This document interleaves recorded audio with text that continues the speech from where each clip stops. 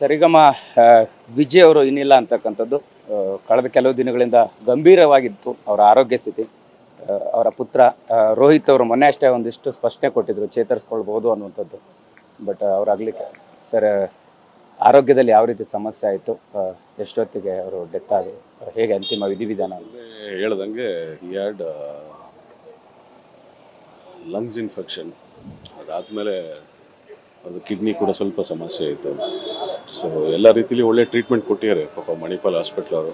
So ವಿಧಿವಶ morning between 9 to 9:30 expire ಆಗುತ್ತೆ. Sir ಅದೇ ಎಷ್ಟು ದಿನದಿಂದ ಆಸ್ಪತ್ರೆಯಲ್ಲಿ ದಾಖಲಾಗಿದ್ರು, ಸೊ ಯಾವ ರೀತಿ ಅವರು ಚಿಕಿತ್ಸೆ ನೀಡಲಾಗಿತ್ತು? ಸತತವಾಗಿ 9 ದಿವಸ ನಾವು ಬಂದಿದ್ದು ಒಂದು ಚೆಸ್ಟ್ ಇನ್ಫೆಕ್ಷನ್ ಆಗಿದೆ, ಲಂಗ್ಸ್ ಇನ್ಫೆಕ್ಷನ್ ಆಗಿದೆ ಅಂತಕ್ಕಂಥದ್ದು ಬಂದಿದ್ದು. ಸೊ ಕಾಲಕ್ರಮೇಣ ಹೋಗ್ತಾ ಆಮೇಲೆ ತಿಳಿದಿದ್ದು. ಸೊ ಈ ಹ್ಯಾಡ್ ಮಲ್ಟಿಪಲ್.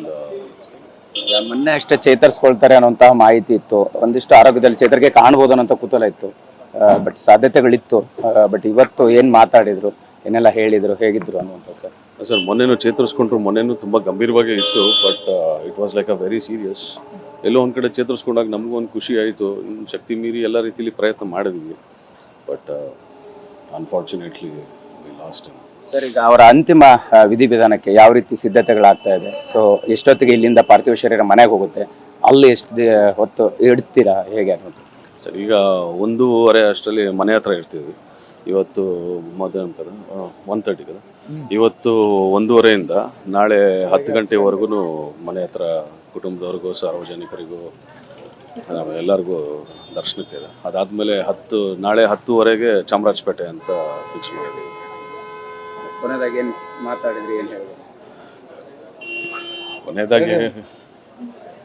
ಕೊನೆಯದಾಗಿ ಬೆಳಗ್ಗೆ 6 ಗಂಟೆವರೆಗೂ ನನ್ನ ಜೊತೆಲೇ ಇದ್ರು, ಮಾತಾಡ್ತಾ ಇದ್ದೆ. ಕುಟುಂಬ ಚೆನ್ನಾಗಿ ನೋಡ್ಕೊ ಅಂತ ಹೇಳಿದ್ದಾರೆ ಅಷ್ಟೇ. ಇದಿಷ್ಟು ಅವರ ಪುತ್ರ ರೋಹಿತ್ ಅವರ ಮಾತಾಗಿರ್ತಕ್ಕಂಥದ್ದು.